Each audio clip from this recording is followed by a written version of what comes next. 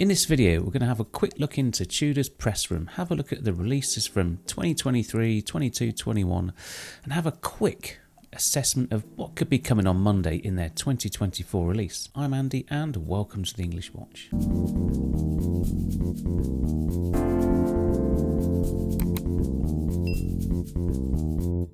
Now, this channel is about me and my watch collecting journey, an amateur enthusiast with an eye for detail, helping like-minded individuals like you start your watch collecting journey. Now, if you like this video, please give it a thumbs up, and while you're down there, why not subscribe? It really helps the channel. Now, before we get into it, let's have a look what I'm wearing on the wrist, and it is my Speedmaster Professional Moonwatch.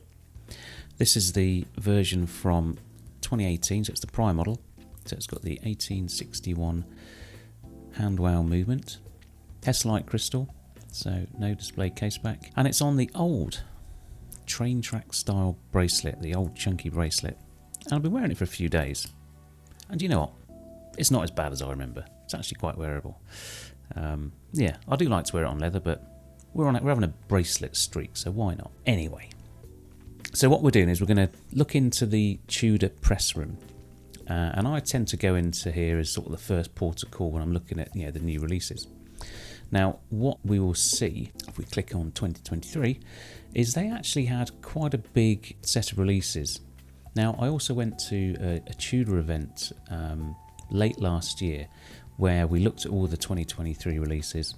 Now, I had a chat with the Tudor rep at the event, and she said that 2024 was going to be a big year as well. So, building on 2023, where they were starting to shift, I guess, the designs away from some of those slab-sided, large monoblock style cases and add in more feature like the T-fit clasp, bracelet combinations, so Jubilee and Oyster, and also sort of really lean into the multiple size aspect of the Black Bay with 31 all the way up to 41 millimeters, which really gave a range of people different options, and I really appreciate that. What we also had was the release of the Black Bay 54, which I guess they argue is their quintessential heritage dive watch. So for this year, I don't see a great deal of change on that regard. I think that one kind of stands alone. But I think what we will see is an update of the 58. So the 58, which came out in 2018. It's a watch I never really warmed to. Again, it had that quite slab-sided, boring case design. The dial was lovely, but I couldn't quite get it to wear well on my wrist. So I imagine they'll give the case sides a bit more profile, because they have started to sort of put some extra curves on the side of the case, which are really nice. But also bring in those bracelet styles, so it looks like multiple style bracelets are in, so why not? Now, whether they release one in bronze, gold, silver, as they've done previously, well, we'll see, won't we? I imagine there'll be a black one and a blue one, and maybe they'll phase the other ones in over subsequent years. Watch companies very rarely sort of blow their load straight away. And then you have what they released last year, which was the regular Black Bay with the burgundy dial in 41. Now, there's every chance that the other dial colour is going to come in. The bezel colours. We've got the red, so we'll have the blue, we'll have a black, we'll have who knows what else. Obviously, the bracelet combinations as well, Jubilee and Oyster, which is cool. I guess the difficult one for me this year is going to be the Black Bay GMT.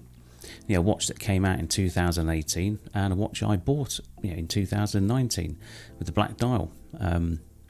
Movement issue aside, it is a great watch. Maybe a little bit too big for me, which is why I moved it on. But what we had last year is the white dial version of this watch. So the Onyx dial, very stylish. In 2022, we had the S&G, so the steel and gold. So they have had some recent variants of the GMT. So are they likely to replace the GMT this year? I'm going to like to think yes. It's an older case style. It's got the older style bracelet, so if they do anything, they're going to stick a Jubilee bracelet on it with a T-fit clasp, and they may just stop at that. But I suspect they'll want to move the GMT more towards what they did with the regular Black Bay last year and create that slightly more curvy case. Give it a bit more style, less slab-sided, as I said. And maybe those white dials from 12 months ago, maybe they're just those few that will sit in collectors' minds in years to come, say, well, they only made these for a year. Who knows? Or maybe they'll just stick bracelets on them. I don't know. We'll see, won't we? We'll see. Now, if we flick back to 2022, we had the Ranger, very much like an Explorer, budget Explorer. Now, everyone expects there to be a white dial Rolex Explorer this year, 36mm. I don't see why they wouldn't do the same with the Ranger. So why not a white dial Ranger?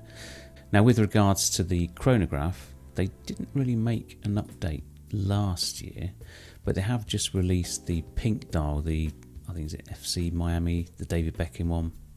And yeah, they put a Jubilee bracelet on it, so imagine there'll be other bracelet options for the chronograph. If we now flick to what is the countdown for Monday, and have a look at some of the some of the graphics. They've got lightning and space, and there's lots of sort of focus on red, as you'd expect, but also volcanoes, the powder. So there's going to be something ceramic, and I imagine that they're going to create a ceramic chronograph for sure. I don't see why not. We used to have one, I forget the name of it now, but it was is it the Fast Rider or something like that? I can't remember now. Again, it was popular, but I imagine there'll be something like that. I can't imagine they'll just rest on what is the Black Bay ceramic. I imagine ceramic is going to move into more watches, and I wouldn't be surprised if they bring sort of titanium into some of the watches as well. So it'd be more about materials as well as colorways for the existing range. And then finally, the Pelagos. So we had many versions of the FXD released over the last couple of years. Will the full fat Pelagos get replaced? That is the titanium watch, so maybe we'll see an update to that one. As Tudor start to roll out Metas calibers to all their watches, that's a good sort of change point for the FXD. Anyway, it was only a quick dive into their website, into their press room. Now a quick sort of play around and see what the art of the possible could be. I'll be really interested to find out on Monday. I mean, I don't tend to watch too many of those prediction videos, so I really appreciate it if you watch mine. So I'm trying to keep my sort of mind clear, so when they do pop up, it'll be a nice surprise. And for sure, I'll come back and see which ones I got right and which ones I got wrong. But it'll be really interesting to hear what you think. What do you think is going to come out on Monday? Just drop some comments below. And while you're down there, if you like the video, while you made it this far, why not give it a thumbs up? And hell, why not subscribe? Anyway, I'm Andy, this has been The English Watch. Take care, and I'll see you soon. Bye for now.